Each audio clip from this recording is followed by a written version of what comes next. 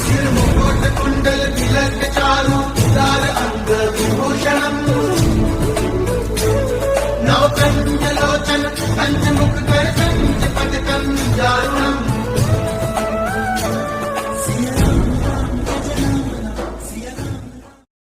महाराज जी के आज के विशेषांक में रक्षा सूत्र परिवार के सभी सदस्यों का हार्दिक स्वागत है। बाबा जी के भक्तों को राम राम। आकाश में घिरे मेघ घने होते जा रहे थे। बातें चल रही थीं कि एकाएक बाबा जी ने कहा कि उन्हें अब चले जाना चाहिए। जैसे वे चले गए कि वर्षा होने लगी और कुछ ही क्षणों में इतनी घनघोर वर्षा होने लगी जो कई दिनों तक जारी रही। शाम को हमने सुना कि घनघोर वृष्टि के कारण भुवाली के निकट सड़क पर चट्टान खिसक आई है, जिससे रास्ता पूर्ण रूप से बंद हो गया है। कई दिन बीत गए, वर्षा रुकी और रास्ता के मलबे को हटाकर साफ किया गया और तब आवागमन चालू हो गया। ऐसे ही एक दिन डॉक्टर बिना पूर्व सूचना के आश्रम पहुँचे। उनके मेहमान जा चुके थे और अब वह खाली अकेले थे। वह बाबा जी को यह बताने आए थे कि कैसे बाबा जी ने उनकी और उनके मेहमानों की जान उस दिन बचाई थी। बाबा जी तुरंत ही स्नान के लिए चले गए थे। मैं ही उनसे मिला और कहा कि मैं बाबा जी को सब बता दूंगा।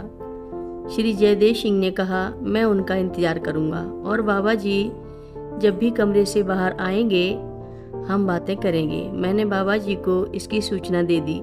बाबा जी ने सुनते ही मुझसे पूछा इस समय वह कहाँ है। मैंने बताया वह कमरे में बैठे हैं और कबीर आदि से बातें कर रहे हैं। बाबा जी ने मुझे उनके पास जाने को कहा और कहा कि वह नहाने के बाद आएंगे। हमने मंत्रमुग्ध होकर उन दोनों की बातें सुनी। डॉक्टर जयदेव सिंह ने बताया जब सभी लोग बाबा जी के कमरे में बैठे बाबा जी की बातें सुन रहे थे और चारों ओर छाई शांति और निस्तब्धता का आनंद ले रहे थे। मेरे मेहमान भी इतनी अधिक तल्लीनता से सारी बातें सुन रहे थे कि प्रश्न करना और उनके उत्तर सुनना भूल गए थे।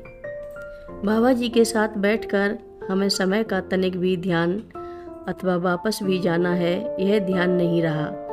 और जब बाबा जी ने हमें जाने को कहा हमारी इच्छा थी कि हमें कुछ अधिक देर ठहरने दिया जाए, जिसे उन्होंने मंजूर भी किया। किंतु कुछ देर बाद उन्होंने जोर देकर कहा कि हमें जाना ही चाहिए और हमने भी समझ लिया कि अब बाबा जी हमें और अधिक समय नहीं देंगे। उस समय मेरी समझ में नहीं आया कि बाबा जी हमें जाने के लिए क्यों जोर दे रहे हैं।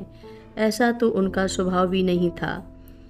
जब हम लोग आश्रम से रवाना हुए तब थोड़ी सी बूंदें पड़ रही थीं, किंतु हमें क्या मालूम कि आगे क्या होने वाला है।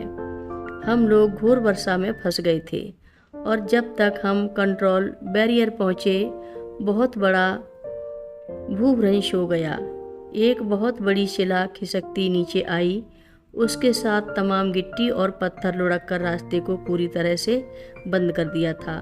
जब शिला लुढ़कती नीचे आ रही थी उसके एक क्षण ही पहले हमारी कार उसे पार कर चुकी थी। अगर हम एक सेकंड भी देर किए होते तो हम सब लोग मर गए होते। बाबा जी सब जानते थे, इसलिए हमारी जान बचाने के लिए उन्होंने कठोर बनते हुए हमें वापस जाने को कहा था। आगे बातें करते हुए वह बहुत उत्तेजित से थे और बताया लोग भगवान जी की बातें करते हैं और भगवान जी की गाथा गाते हैं। वह तो मेरे लिए परमात्मा है, परमात्मा। उनका स्वर मंद पड़ गया। बाबा जी आए और उनको अपनी बातें कहने के लिए कुछ समय दिया।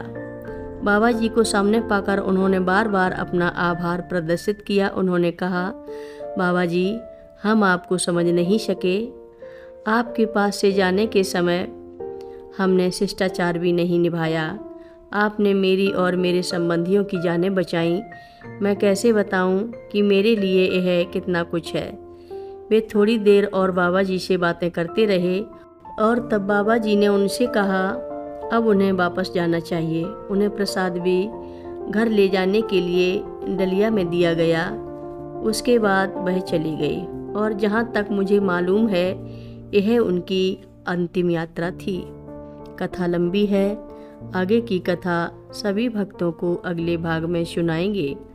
हर रोज़ महाराज जी की कथाएं सुनने के लिए रक्षा सूत्र चैनल को सब्सक्राइब करें, शेयर करें और लाइक करें। घंटी बजाना ना भूलें।